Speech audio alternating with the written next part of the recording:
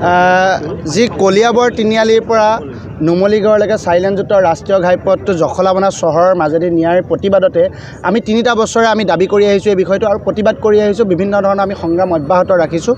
শেহতীয়াভাৱে যোৱা 16 জানুৱাৰী তাৰিখে অসমৰ মাননীয় মুখ্যমন্ত্ৰী ডক্টৰ হিমন্ত বিশ্ব শৰ্মা ডাঙৰীয়াক আমি সাক্ষাৎ কৰিছিলোঁ আৰু গোটেই বিষয়টো আমি অৱগত কৰিছিলোঁ।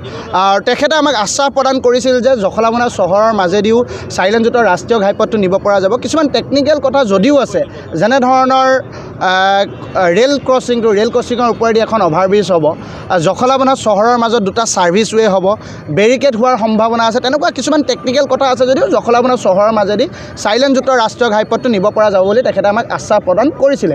কিন্তু পৰৱৰ্তী সময়ত যেনেধৰণে আমাৰ এনআইৰ লগত বহাৰ কথা আছিলে, যেনেধৰণে আমাক বিভাগীয় কৰ্তৃপক্ষ আমাক সাক্ষাৎ কৰাৰ কথা আছিল, এই কথা বতৰাবিলাকে যেনেধৰণে গতি পাব লাগিছিল তেনেধৰণে যে গতি পোৱা নাই, ক'ৰবাত বিষয়টো গাপ খাইছে, এই কথা বতৰাৰ এটা প্ৰশ্ন উত্থাপন হৈছে। আৰু এই প্ৰশ্নৰ উত্তৰ বিচাৰি পুনৰ 4 লেন দাবী সমিতি, অসম জাতীয়তাবাদী যুৱ ছাত্ৰ পৰিষদ, কলিয়াবৰ জিলা সমিতি, কলিয়াবৰৰ স্থানীয় ৰাইজ আৰু জখলাবনাৰ ব্যৱসায়ীসকলে ইয়াৰ ওপৰত আমি আজি মৌন প্ৰতিবাদী কাৰ্যসূচী ৰূপায়ণ কৰিবলৈ বাধ্য হৈছোঁ।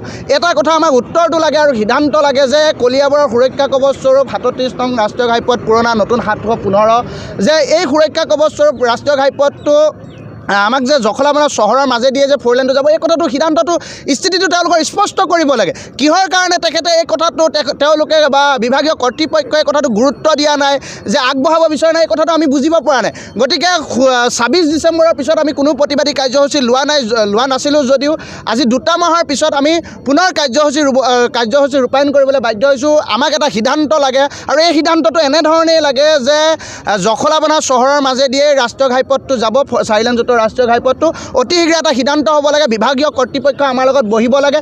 আমাক যেনেকৈ মুখ্যমন্ত্ৰী ডাঙৰীয়াই আশ্বাস প্ৰদান কৰিছিল, এই আশ্বাসক আমি আশা কৰিছোঁ, আমি আশাবাদী, তেখেতৰ ওপৰত আমাৰ বিশ্বাস আছে। তেখেতেও গম পাইছে যে কেনেধৰণে ক্ষতিসাধন হৈছে কজিৰঙাখন, কলিয়াবৰৰ বাবে নগাঁও জিলাতকৈ কলিয়াবৰৰ বাবে কেনেধৰণে ক্ষতিসাধন বা অভিশাপ স্বৰূপ, গোলাঘাটৰ কাৰণে আশীৰ্বাদ স্বৰূপ, এই কথা বতৰাবিলাক অসমৰ বিভিন্ন স্তৰৰ ব্যক্তিয়ে গম পায় বা তেওঁলোকে বুজিব পাৰে, অনুধাৱন কৰিব পাৰে। কিন্তু শেহতীয়াভাৱে যেনেধৰণৰ কথা বতৰাবিলাক গতি পাব লাগিছিল তেনেধৰণে গতি পোৱা নাই। গতিকে আমি আমাৰ স্থিতিত অটল। গতিকে জখলাবনা চহৰৰ মাজেদিয়ে চাইলেনযুক্ত ৰাষ্ট্ৰীয় ঘাইপথটো যাব লাগিব। অতি শীঘ্ৰে বিভাগীয় কৰ্তৃপক্ষই এটা সিদ্ধান্ত উপনীত হওক আৰু এই সিদ্ধান্ত ৰাজহুৱা কৰিবৰ কাৰণে আমি দাবী জনাইছোঁ আজি মৌন প্ৰতিবাদী কাৰ্যসূচীৰ পৰা।